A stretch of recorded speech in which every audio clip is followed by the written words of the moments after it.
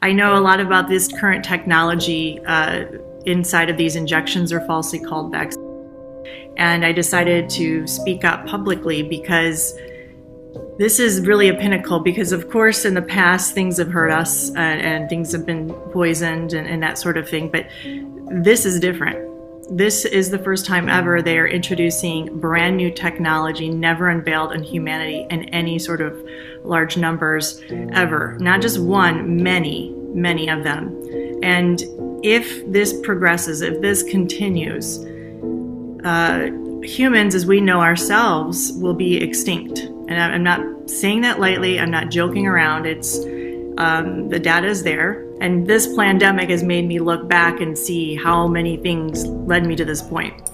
My first introduction to something called nanotechnology happened in medical school by accident. I was in Kansas City, microbiology professor was there teaching us about the most evolved organisms, which now I know is kind of a code name for bioweapons created in the lab. Of course, we didn't know that. At that time, we didn't even have cell phones. So she was showing us her work. She had worked for the military at some point, and she was showing us the neurotoxin. So what I learned about evolved or bioweapons is that they're very weak and fragile, because anything man-made or manipulated is always weak and fragile. We need to remember that. What makes it pathogenic, what makes it dangerous, is the neurotoxin piggybacked or attached onto it. So then she showed us electron microscopy pictures of this neurotoxin. And when I looked at it initially, I don't usually raise my hand. I raised my hand. I said, "Excuse me, is that a drawing?" She said, "No." I said, "Is that a cartoon?" She said, "No." And the whole class was exploded in uproar, because what we were looking at was literally a miniature robot smaller than the size of a red blood cell. And we had no concept, or, this is beyond our thinking, right? How could this be possible? They were talking about technology that included nanotechnology, what I learned about in med school by accident. And they went one step further there. This is just different background, saying the world is going to change and we need to keep up in order to be relevant and in order to be fruitful in this new age. So what they're really talking about is moving on to something called transhumanism, or the fourth industrial revolution. Everything was going to change. We didn't have a choice. And so it was better to be on their side, called the controllers and the controlled, using nanotechnology. And in that meeting, it was about using hydrogel, which is a nanolipid particle, in these injections. And I learned everything they could do with that. And it was horrible. It was about controlling other people through an AI program. Once you had enough of this synthetic substance inside your body, it was a biosensor, you became a walking computer yourself, so everything was analyzing you 24/7, 365. And it wasn't about, your blood pressure and your blood sugar. It was about finding out how many times you lied, and then giving you an instant repercussion to make you not lie, and then also in integrating a social credit system. And an AI program would be in charge of this. These people in these meetings are they have no wisdom, because an AI program is cold. It doesn't believe in human life as sacred. So it looks at the most efficient machine, not a beautiful creation from God. So as you can imagine, it would be quite awful. You wouldn't have freedom of thought. We were also told that even dreams would be monitored. If they went against the narrative, that perhaps you could be in trouble for your dreams. You wouldn't have freedom to love, or freedom to be yourself, or freedom just to think about that. And you're joining your body with something that's synthetic. To me, I was introduced to this group of psychopathic narcissists that just weren't really quite human, and people following along were just little minions thinking that they wouldn't be part of this big plan. Of course, we know now with these injections, when I read the ingredients, I saw these were the same ingredients they were talking about in these meetings, in a scientific meeting I went to.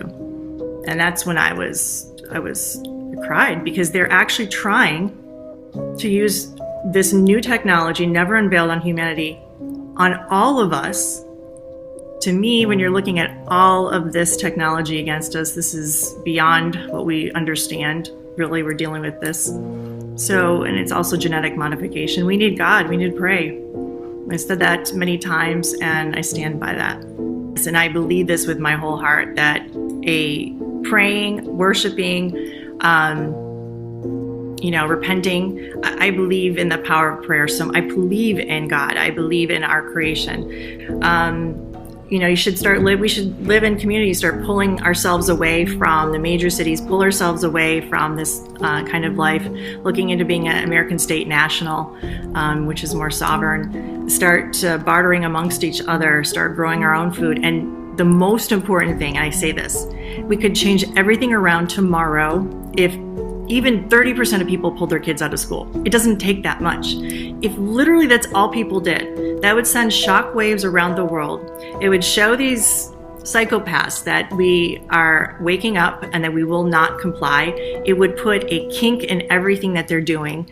And most of all, you're protecting your children. Their re-education camps, they're at risk for getting shots behind your back, and they are teaching them everything wrong. Why would you want to go there? I stumbled upon Rosa Koire, Koire. She unfortunately died last year, but amazing whistleblower. She brought to the attention something called the Codex Alimentarius. It is the blueprint for everything happening right now. It's an international trade agreement that every country signed on decades ago, and it looks kind of like a farming bill, no big deal. But when you really look at it, it's a one world everything. Everything's one world oriented. All of it's connected. One world food bank. All the seeds, all the plants, all the animals, all the insects, everything is genetically modified. It was a 10-year plan. Within 10 years, how many people can we expect to die? Meaning, it was implied that they wanted people to die, like a depopulation. You see the symbolism everywhere. You see the number 666, the name Lucifer. You see that they actually are connected to satanic cults. They are connected to this. When you start opening your eyes, you'll see that this is a battle of good and evil. I really want people to realize that eternity is real. It is real. There are so many people who have near-death experiences. I have too. I can tell you eternity is real. Either way, though, it's heaven and there's definitely a hell. And if you had the ability to spend 2 minutes in either place, you would pray more, worship more, sacrifice more. Pray more, give more.